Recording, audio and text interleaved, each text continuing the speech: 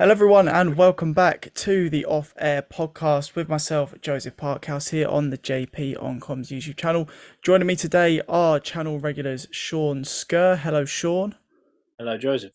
And Nigel Seeger as well. Good evening, Nigel. Hello. So, of course, as you'll be able to tell by the title of this one, we are here for our monthly rewind. We're going to be taking a look at all the good and all the bad, although there's not so much bad in this previous month. So we may have our most positive podcast for a very long time. We're looking back over, of course, the month of September, where Maidstone did have an incredibly successful month indeed. Two FA Cup qualifying round wins versus Stenning and Winchester on the road, and of course 3 wins in the National League South with just 1 loss against second in the league Averley at the time. So we're going to start off with looking at a few of the things we covered in last month and see how those things have progressed since. So around this time 1 month ago, we were talking about many different things going wrong in the side. One of those being an issue of discipline. Now, Sean, in the past month or so, we have faced a couple of issues with discipline, but a far stretch from what we saw about a month ago, isn't it? Certainly, August was not very good in terms of discipline, but certainly the last month in September, in terms of overall bookings, were definitely a heck of a lot less than what we had at that point. So, yeah, the discipline on the field and clearly off field as well. George getting everybody up, the early riser club getting everybody there before the rush hour traffic. Very considerate of him. Is boded well. It's these little incremental changes that we've all been wondering about last month. Can these things get fixed? I will try and get the overall number of bookings because I'm sure. Trying to remember how many it was at the end of last month, and we would have blurted it out on the video. So I need to get a Yeah, different version I of think my it's like, stat.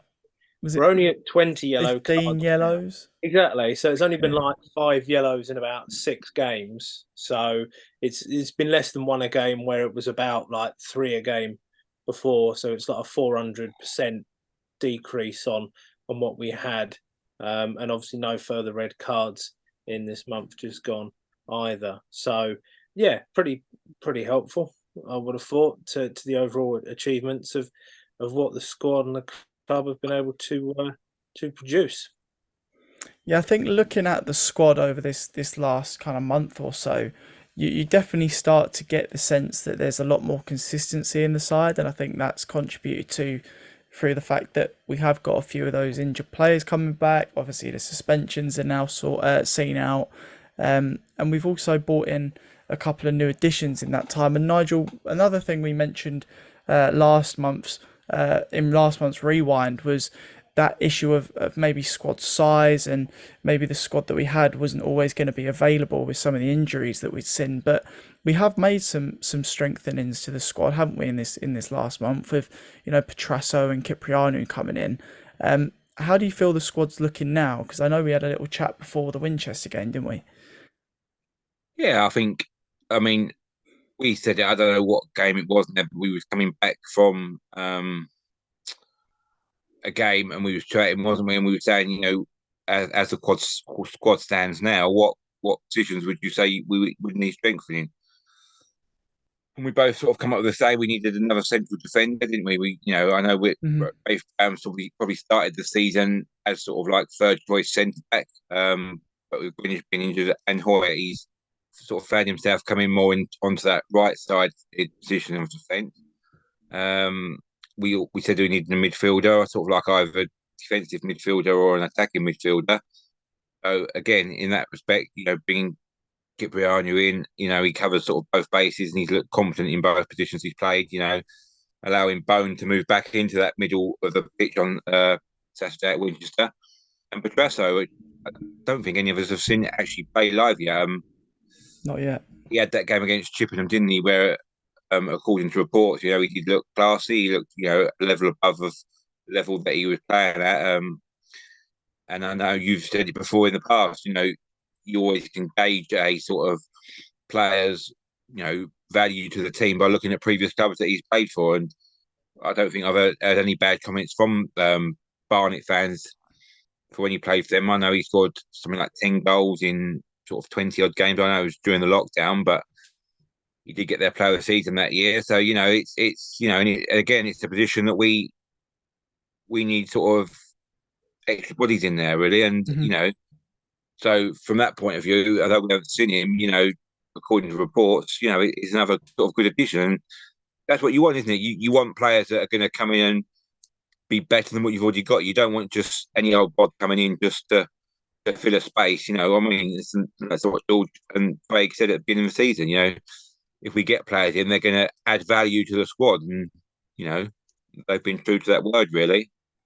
Yeah, I think looking at the addition of Cipriano and Petrasso specifically, obviously Cipriano did pick up the team of the week for his performance against Winchester, clean sheet and assist. Clean sheet is something that Maidstone have found very hard to come by under the last year or so, really. And of course, now we've had back-to-back, which is excellent, against a really good Worthing side as well. And against a Winchester side who, had been on a decent run of form in the last few games before we played them. So it's nice to see that we've got that. It's nice to see that we've got players getting involved in goals from different areas of the pitch as well. I know we obviously had concerns last season about where the goals were coming from. It's really only Barham that was picking up any sort of amount of goals. Whereas last time in the South we had Luque scoring, Barham scoring, Corn scoring, Booty scoring, goals from all over the pitch. And it's nice to see, Cipriano getting involved in that. I think with Petrasso, like you say, it'll be good to have another high quality body in there. It seems like Liam Soul's going to be out for quite a while from what I've heard from people I know.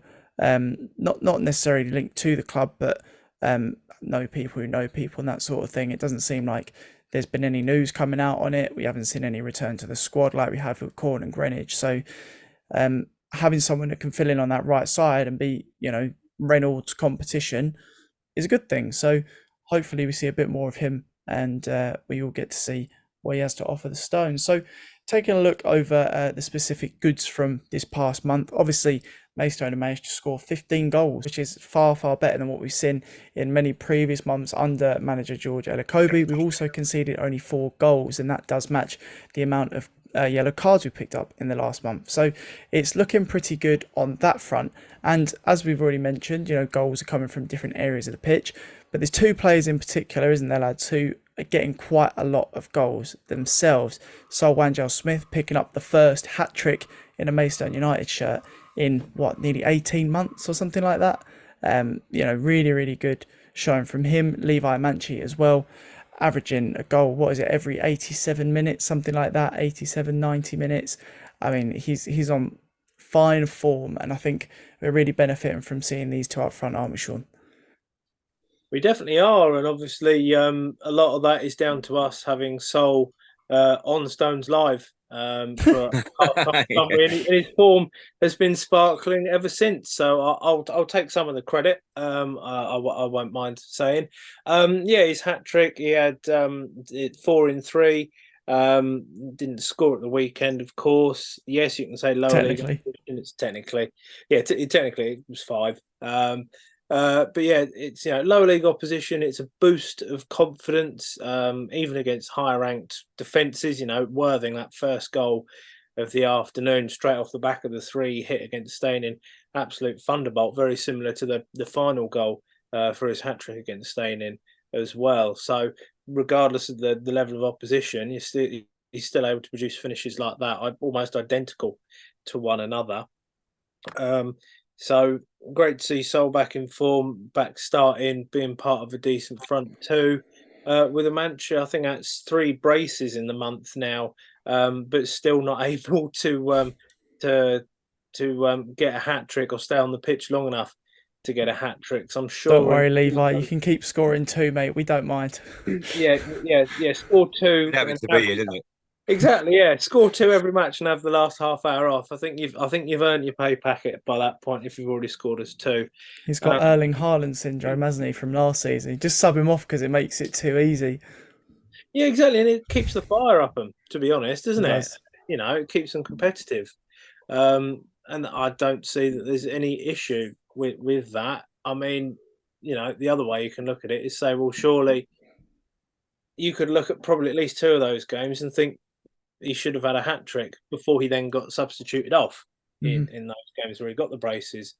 So yeah, for Maidstone to have a thriving front pair, and to have some competition with the likes of Obi, Reynolds, of course, can play up front. A lot of other attack-minded players who will be able to contribute goals as the season goes along, because their runs aren't going to be consistent. They're not going to be like this the entire time. It would be great if either Sol or Levi did carry on this run for another couple of months, but you will expect some fatigue to creep in at some point. But they've been, firing on all cylinders.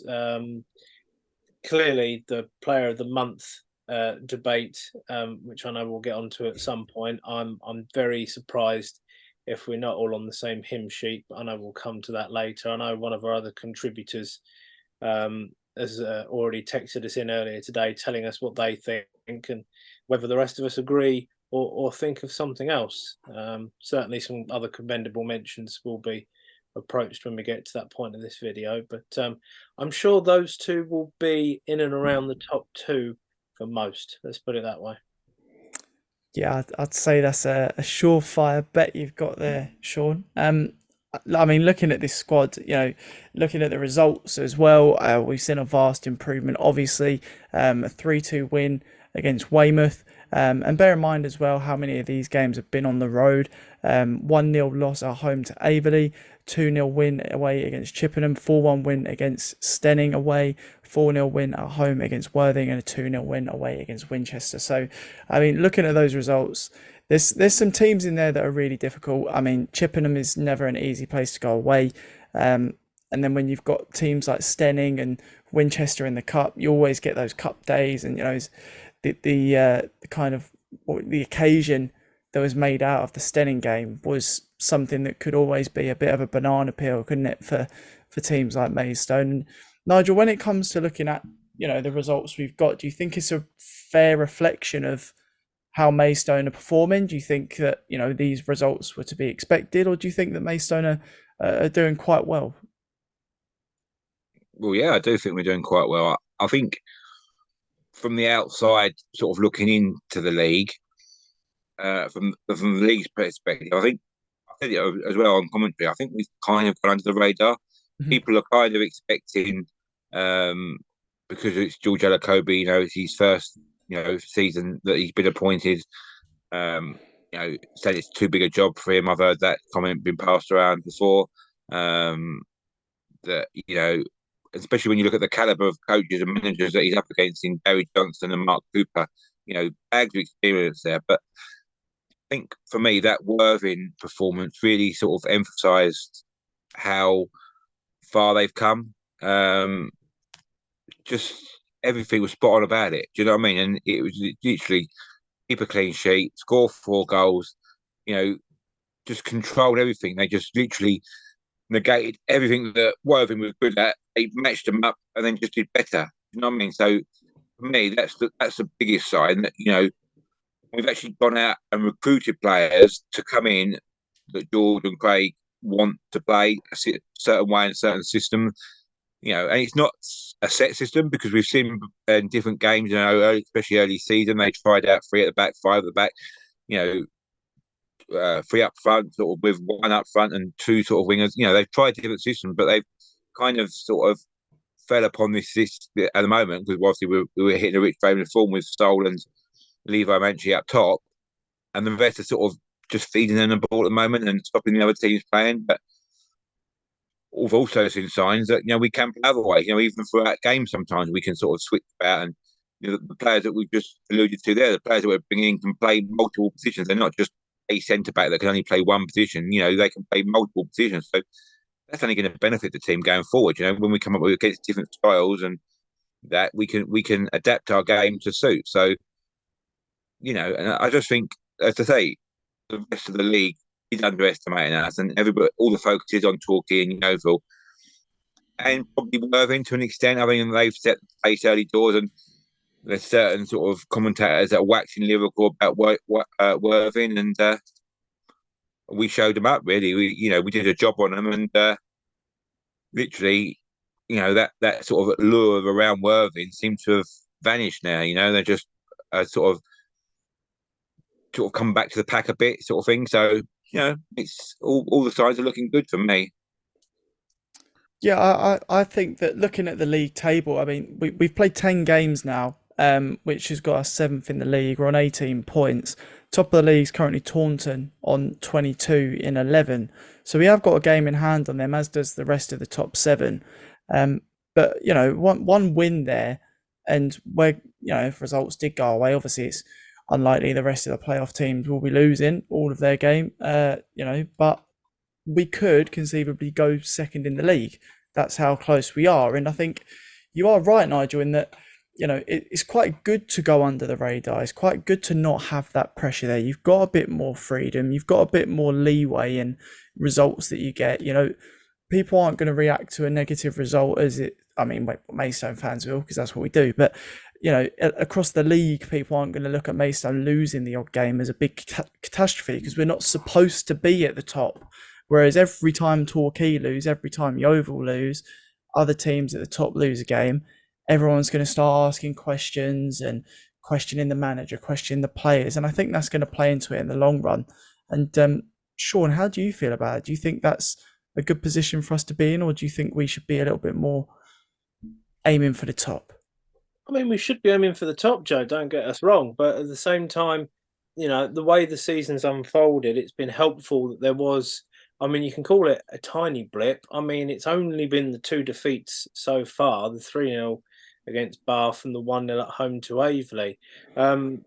The loss we had against Aveley, I think we all said it off air and off screen before, is that the defeat to Aveley was possibly one of the best things that could have happened to us, because it indicated to us how a top of the table side, the one that can play football like Aveley did, we need to know how to counter that, because it just, the more that the game went on, they held on and they just played through us, and it was really simple in the end what they did. And they've done it to so many other teams so far this season, and that's why they're still in that top 7 mix. And that's why we had such a good performance against Worthing. We know, obviously, they've done the homework, the coaching team, the management team at Maidstone, and done it very well to a T. And that's, I personally feel, partially off the back of that Aveley defeat, knowing a top quality football inside. How do you stop them playing football? Once you've got that done, get very basic, 4-4-2, little and large up top, bish bash bosh, nice and simple.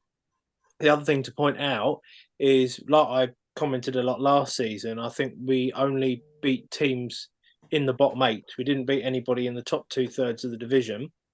Whilst this season, we've already played, once we play Torquay this coming weekend, which, I mean, I could say that about most weekends in October. Once we play Torquay this weekend, we would have played everybody else in the top 7 once already this season, and most of those have been on the road. I mean, we've had Taunton at home was a draw, Aveley at home was a loss, Worthing at home. See, it's been half and half, so at least that's been 50-50 with the homes and aways. So, yeah, and we've got commendable results, and we are still in the top 7 once we've had those results, pending the first part of the Torquay trilogy this season. Who knows? Could be a 4th game against them in the FA Trophy for shits and giggles as well. Why not? So yeah, that's something to bear in mind. We've already played a lot of the better alleged teams at this stage. Some might drop out the last 3/4 of the season. You never know. That might be us, might be others. But we're certainly in a better position than next month or two, thinking, hopeful cup distractions aside, that we'd be playing alleged lesser teams who are having a lesser standing in the division, therefore meaning if Maidstone are going to set themselves as a top side, then they need to beat those sides all the way underneath them outside of the playoffs to maintain that league position. There's a lot of sides that don't do that want to pretend that they're a decent side. I always point to my Newcastle side, had a bad start last season because they weren't beating the likes of Palace or Burnley or Sheffield United. And it's only the bigger teams that they've lost to, which obviously doesn't help with your start. But once you are getting these results against these other sides, very similar rises by both, which I'm all for, obviously. And the fact that we can actually win and keep clean sheets, again, for both sides. Because 3 and 4 for Maidstone and 5 in a row for Newcastle. So cleanest my sheets have been in years. Yeah, not too shabby at all. A few clean nights there, but looking at the relegations, like you said, Sean, we haven't actually played any of the teams in the bottom five yet. Haven't Dover, Welling, Hampton, Tunbridge, all teams who are really struggling this season, and we haven't played many teams down the bottom. The lowest team we played is Slough in 19th. We played Weymouth in 18th and Braintree in 16th. So, we are doing pretty well, really, considering the games we've played. And I do look forward to maybe getting a bit of a run together when we do start to face some of these sides as well. Nigel, we've obviously... Especially Hampton and Richmond, Joe, of course, one of my tips. I was just thinking that. I'm looking there, pointing. So I was looking at how many goals they'd scored, and they're second lowest in the league, which does point to your point about them not scoring many without a striker. But actually, a key thing that I've seen as well is Averley, the only side in the league that haven't conceded double digits goals yet. So I don't think there's any shame in not scoring against them. They're a good footballing side, really solid at the back, and they're great at what they do. That's why they are where they are, and probably why they'll end up as one of the top teams in the division. So, one Nigel, of the best things that happened to us, Joe. Honestly, that defeat. It come together quite well. On the bounce. It was annoying because it was off the back of the Weymouth win, and we were all cock a hoop and look, we've got wingers. We know how to cross the ball into a box, but we did still need a reminder of how we need to play at home because we are a much better side than most, and we just needed to show that. And we didn't against Averley. We did against Worthing. I'll let you speak to Nigel now, and I'll show you. So, Nigel, taking a look, obviously, at the games that Maidstone have played this season, we've played pretty much 2/3 of our games already this season. On the road, we've barely played any games at home at all. Of course, we have faced quite a few sides, good sides on the road, and nonetheless, we've managed to get Torquay, one of the better sides in the league, of course, 2 games in a row coming up. Do you think that this run of away games so early on in the season is going to affect our home form in the long run? Obviously, we have struggled at home at times this season. Averley was quite a difficult game, and we did struggle in the other ones. We made a difficult task of it at times, but do you think that's going to have any sort of lasting impact, or do you think that when the time comes, January, we've spoken about having 4 games at home in a row as it stands, do you think we'll be loving life when it comes to that? Do you think it'll be kind of plain sailing, or do you think it'll be somewhat unfamiliar territory? No, I don't think so. I think, like I said before, you've already shown from that Averley game to the Worthing game how George has adapted. I mean, don't forget that Averley game come off the back of like the 4 games away from home, didn't it? So he I believe in that Averley game, we had the chances in that game. They took their chance and fair play to them, but we very much set up like an away team, I think. And I think you saw a difference in the Worthing game where actually took the play to Worthing. I mean, we were just clinical in that game, wasn't we? 2 goals in each half. The goal, the first goal we scored against Worthing, the goal from the flick on from Amenchi and Sol took it in his stride and then finished it. We was kind of against the run of play at that point. There's a lot of possession, didn't have a lot of shots, but they were sort of like pinging it around a little bit and confident on the ball and kind of just wrestled that momentum straight back from them, and they never really got it back. So I think there's lessons to be learned in every game. I mean, and George said it as well in his press conferences, doesn't he?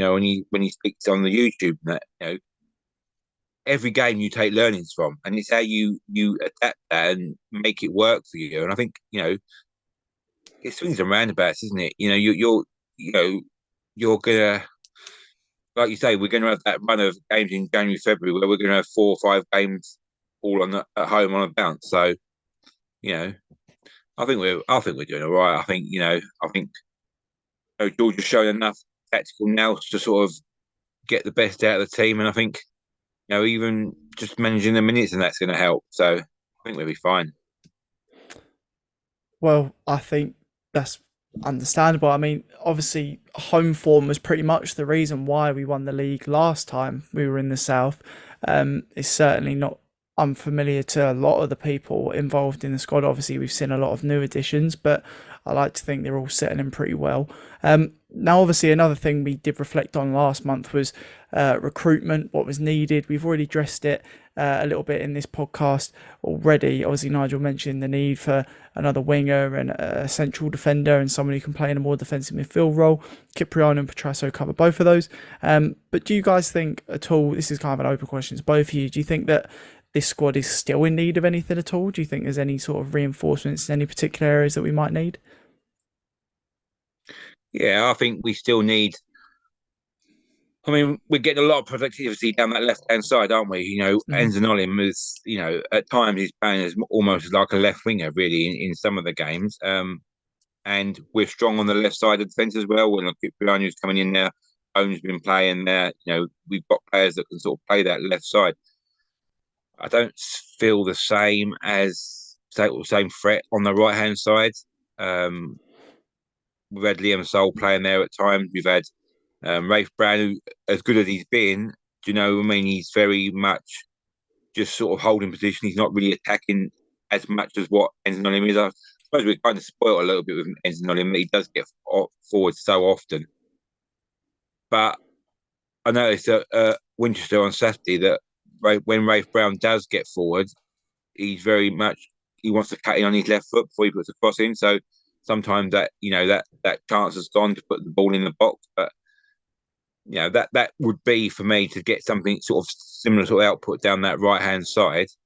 I think we're pretty much covered in midfield. Striker wise, I mean, obviously we've said Menchie and Sol are banging the goals in at the moment, and long may that continue. But I still think we do need a backup. I don't think Obi's hit the ground as running as much as what we'd hoped. He had a few cameo appearances and he did all right against Staining, I guess. He got in behind, but as yet, I haven't said anything about that. Whether they're looking to get somebody in on loan, maybe to, from a football league side or something, just to sort of cover that and just to be that other option. For me, that's where I would sort of be looking. Yeah, I think Sean, you probably got something to contribute to that in terms of football league and stuff. Yeah, I mean, certainly the front line, I can see where Nigel's coming from with Obi, just because we've not seen him, decent enough in pre-season, not really had too many chances, because, I mean, he's not really started hardly any games from memory this season. Possibly, I think didn't he first started against Slough, but yeah, but other than that, I mean, he's not really had much of a chance to get many minutes under his belt. Everything's been off the bench. It's been 4 starts overall, apparently, which obviously makes you wonder how memorable they've been. He's not played a 90 minutes, that's for sure. He's been subbed on. He's come off the bench in every match, and he's been substituted all 4 of his starts as well. So he's got nowhere near a 90 minutes for Maidstone this season. So not that I'm saying we need to play him for 90 minutes, but certainly, there's a feeling he might have had a few chances already and not taken them, figuratively and literally. So yeah, some lone football league striker might well make sense.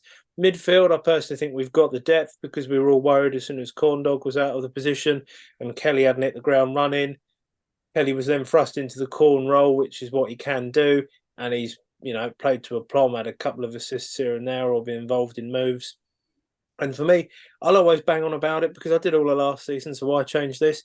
It's a right back, because whenever Gavin Hoyt plays, he builds a relationship wherever he's got in front of him, whether it's Amaluza, whether it's Patterson, whether it's Luke Hay, whoever it is who's cutting inside from that right-hand side in front of him and getting these great attacking relationships going. And we had it at the start of the season, because him and Liam Sol playing in tandem on that right-hand side first couple of games, and seemed to be quite a bit of positivity there, and seemed to be going quite well, and think we had another burgeoning relationship there. Obviously, with potential injury to Sol, Hoyt haven't been out for a little while, but potentially coming back into the fray in the next couple of weeks or so, all told, hopefully. Then we might not need that much in terms of additions at the back. I think, just to interrupt you there, I think De Graaf's been impressed with him when he's come off the bench. Obviously, he got his suspension, didn't he? But he came off the bench and made a difference against Worthing and got his goal. And he did all right on Saturday at Winchester when he came on as well, But again, it's just about what you're saying about with Obi. I think he just needs those minutes, I think, and missing 3 games like he did is always going to interrupt that. But he's often sort of go back to square one again in some respects. But I think that could be an option there. Yeah, and to quickly finish my point, it's for me, it's Brown is a solid defender. He may well be better placed in the middle or on the left than at right back, but he's had to be there to play right back because of Hoyt being out injured. I'd fully expect Hoyt to get some more minutes, potentially in a youth game in the next week or two before he then joins the squad. Might be that he doesn't get rest and they just put him straight back into the first team squad. Because he wasn't on the bench for Winchester, but obviously Greenwich was. So you've clearly got Greenwich coming back imminently, and that's obviously a bit of competition. Does Greenwich force Bone or foul it out? Does that put Bone in the midfield? Does that break that structure up? Bone structure. So there's yeah, it just happens. It just happens. I'm sorry. What can I do? It just happens.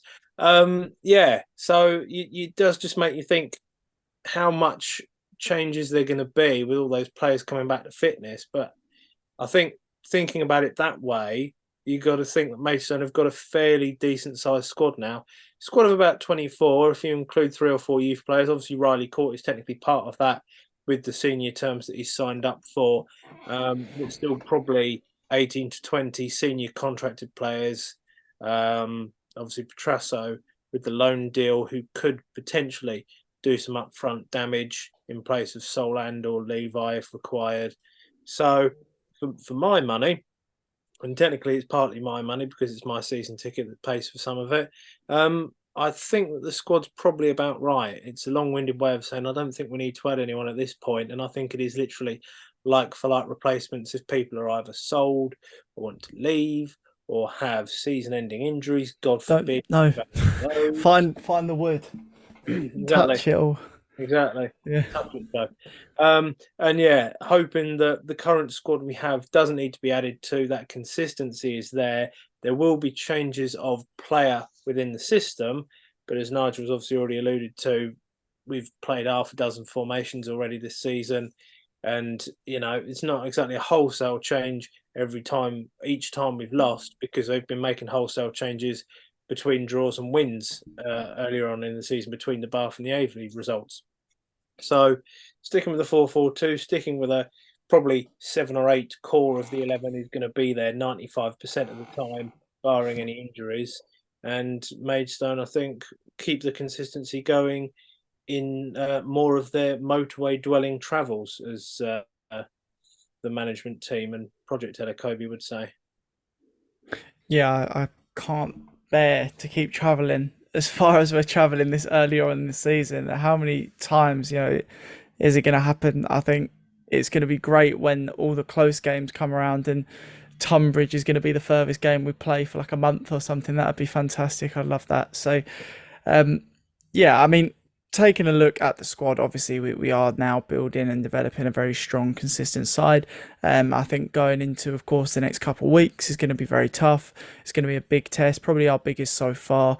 We now speak of this team as a consistent side, and to do that, you've got to at least compete against the bigger teams, and Torquay are exactly that. They are probably the main rivals, or up there at least when it comes to the division and the cup. And I think that, if we can put in a good performance against them in the next 2 weeks, then we'll prove ourselves. And I think that will give us a lot more confidence going forward. Taking a look into next month as a whole, where do we think that Maidstone should be aiming to be? Do you think we still want to be in that position we're in now, just teetering on the edge of the top of the league, waiting to pounce, waiting for the right time? Or would you like to see us kind of taking that initiative and making our way up the league quite quickly? Because they do say sometimes that you might be top at Christmas, but it's where you end up at the end of the season, and no one likes to see that drop off in a side. Do you think we might benefit from remaining in this position we're in at the moment for a little bit longer? Open question. Yeah, I'll chip in first then and say that, yeah, obviously we've got 4 away games out of 6. We've got the Senior Cup game, which could ultimately still get moved to another date if the Torquay Cup game becomes a draw. So we've got 2 away, 2 home, 2 away. 4 of those are in the league. Only one of those league games is at home. So, yes, it's not great that we've been on the road so often, but when you think we've only lost one of those 8 away games that we've had so far, if you extrapolate that over a season, if you only get 3 defeats in the 24, 25, 26 away games, then I think you're going to have a season that you'd be very annoyed if you're not at least top 3. So, we said at the top of the program that it's good to be an outlier, an underlier, and just not piquing the attention or interest of anyone. But if we get through Torquay and we're in the first round of the FA Cup, I think the attention will become all about Maidstone, and there's potential for us. Certainly for Nigel and his crystal balls, with us going to Reading, as he's seemed to pick us getting the other Reading the other round. I'm not sure. I probably can't repeat his words when we found out we were playing Torquay away twice in a week, but I'm sure you can guess most of them. Little 4-letter ones, and I'm sure. I can't remember a prediction from Nigel as to who we'd get in the 4th qualifying round, but it certainly wasn't Torquay. I did say a National South side, so I'm sort of right. You said National South, didn't you? So you got that one bang on, unfortunately.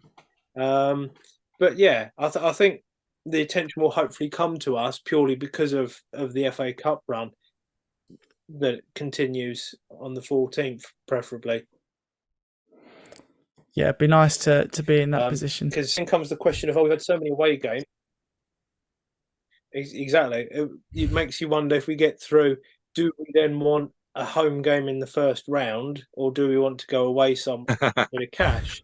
We've all been complaining about it'll be 10 of the 14 games will be away from home by that point. Probably bloody Barrow or something like that, won't it?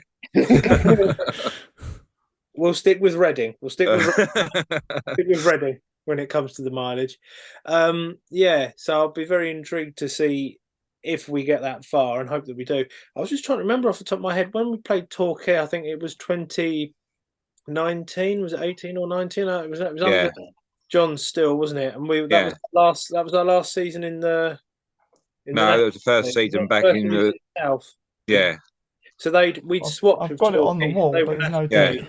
Yeah, that's right.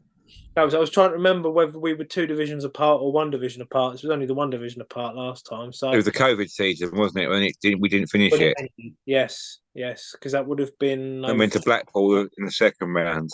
That was it. Yes, it was all November and December 2019, wasn't it? So, I mean, we got through Torquay that time, and it was Ella Kobe with his John Smith, Peter K. Avitt challenge in that one, and hoping that we have a similar moment, and hoping that we can ideally get it done in one at Torquay next time round. But I think we've all said off air as well about, are Maidstone realistically able to win this fixture twice on the road in the space of a week? And I mean, if they do, I don't know many people that wouldn't get overly excited at the prospect of Maidstone United season by beating a probable title rival twice in a week on the road. Even a point this Saturday, and I mean even 2 draws. Then 1 in the league for a point, and then 1 to force a replay and to rearrange the Gillingham match. I think that's probably the most realistic take on it. If we can get that, we'd be super happy. But then mathematically, I suppose, if you had a trade-off, which I know you don't have to, but which one would you rather win, the league game or the cup game? And as Nigel's mentioned on air, on commentary before, I've mentioned here as well, I would happily win the cup game over the league game. Yep. Because it gives us the potential for the funds to go and build another stand. And I stand by that. And I'm going to commentate on the league game this weekend, of course, and potentially the cup game the week after that, the way things are going. But at the same time, I want us to win both. But it's in that hypothetical where someone says you can only win one of them. And obviously the more important one for the long-term future is the cup game and not the league game. The league game would be a bonus in that regard, because I still think Farnborough, Welling, Weston, Supermare, the 3 league games after that, if you don't get 5 or 7 points out of those, 5, 6, 7 out of those, then I wouldn't worry about top 7 anyway, frankly. No offence to those sides. I know Farnborough did have a very good striker, but he's now gone. So their attacking threat is diminished a little bit. And Welling and Weston-super-Mare, they're, okay in the middle of the table and not uprooting anyone, to be honest, I'm aware of. So, yeah, I think we could easily pick the form back up. We've already shown, after those 2 defeats so far this season, we lost to Waverley. We've won 4 in a row since then. We lost to Bath, and we ended up getting 3 draws in a row and a win either side of that. So we go on some decent unbeaten runs. We've been unbeaten 5 in a row. We've won 4 in a row now as well. So yeah, I think Let's make it 5. Yes, I think, or 6 preferably. That'll do. I think October will be fine. Yeah, I hope so.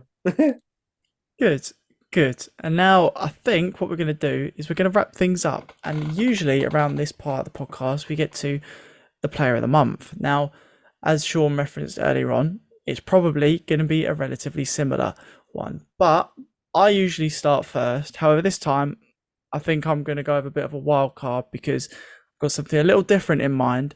So I'm going to ask Nigel to kick us off for this player of the month. So Nigel, who have you gone for in your player of the month for September? Well, you're saying it's going to be a full conclusion. I don't think it is. I don't.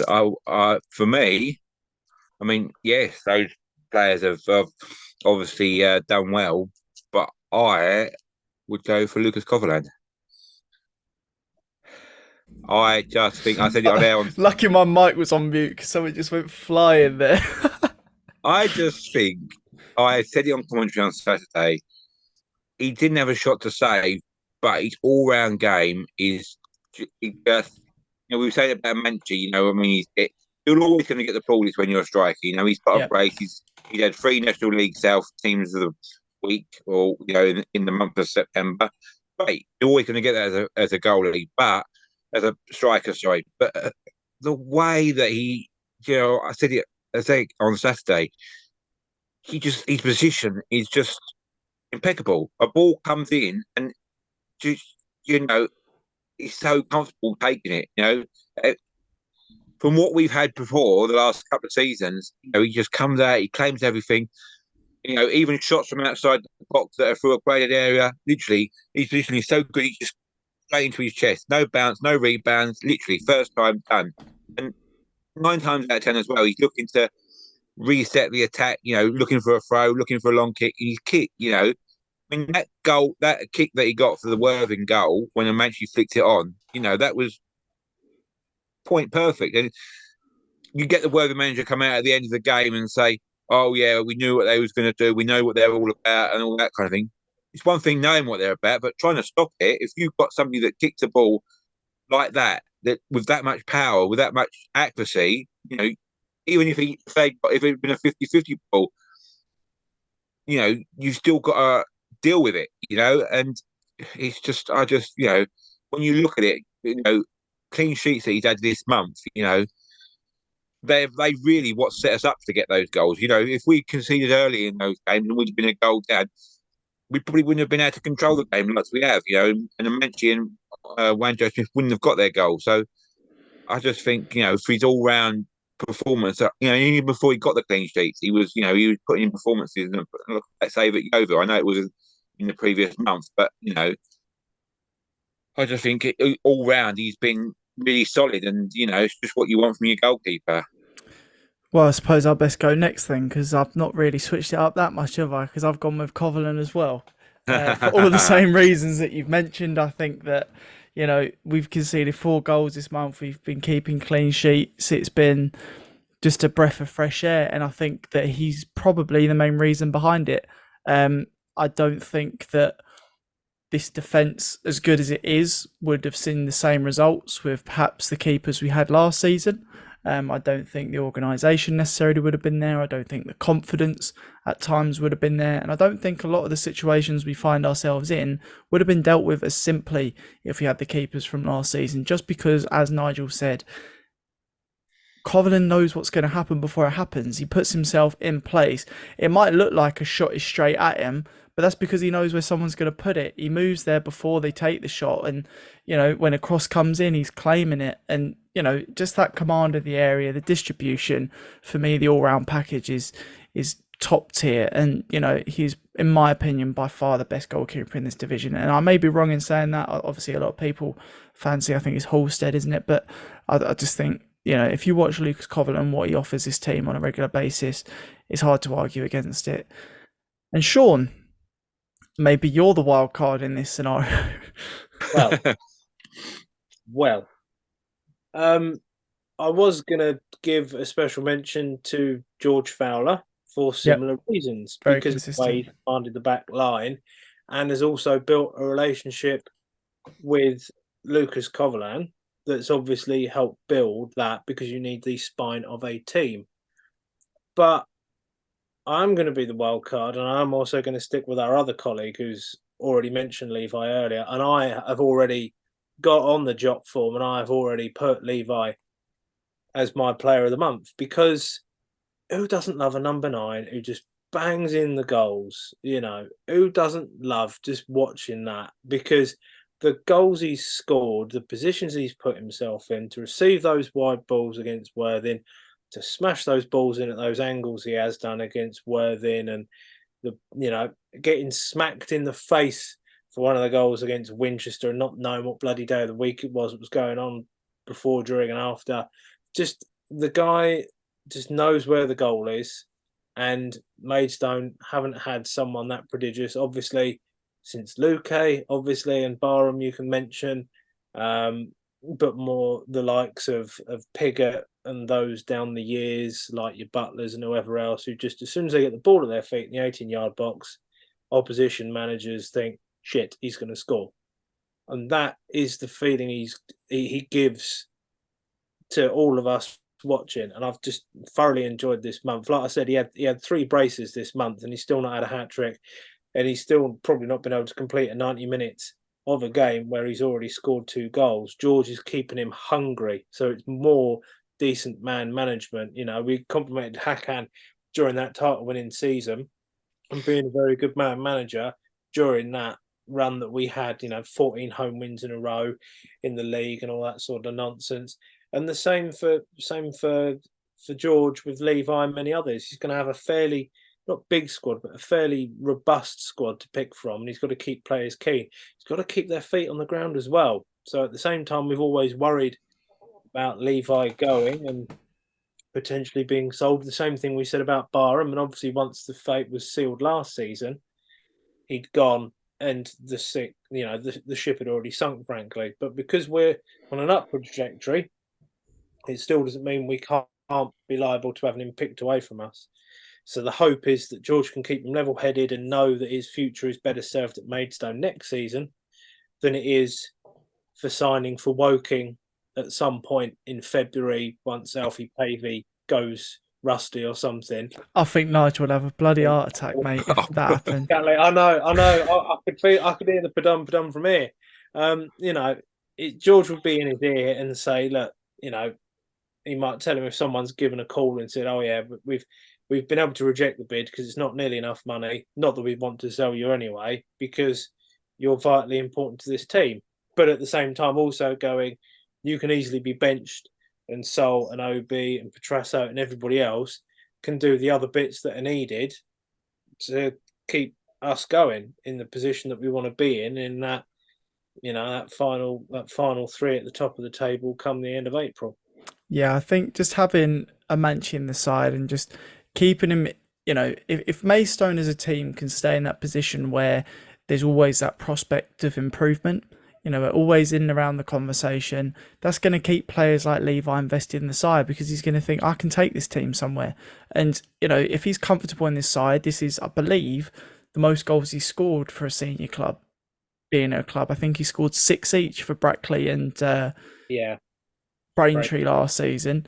So he's already outscored his time at, those clubs individually, and he's very nearly overtaken his whole season tally.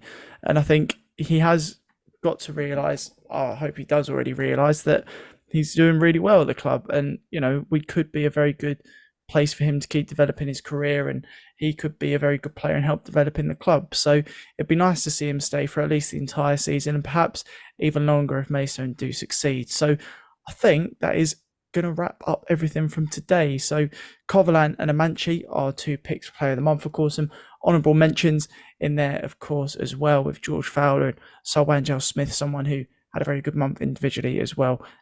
So that's going to be all from us here on the podcast. Sean and Nigel, thank you so much for joining me this evening. It's been a pleasure. Thank you. And of course, thank you all so very much for watching. If you haven't already, do subscribe to the channel. More podcasts coming at the end of every month coming up. And I'll be putting out some more videos, probably, if I can get round to it. Very busy at the moment outside of YouTube, but I'll try my best in the coming weeks to get some more content out. So stay tuned for more, and we'll catch you all in the next one.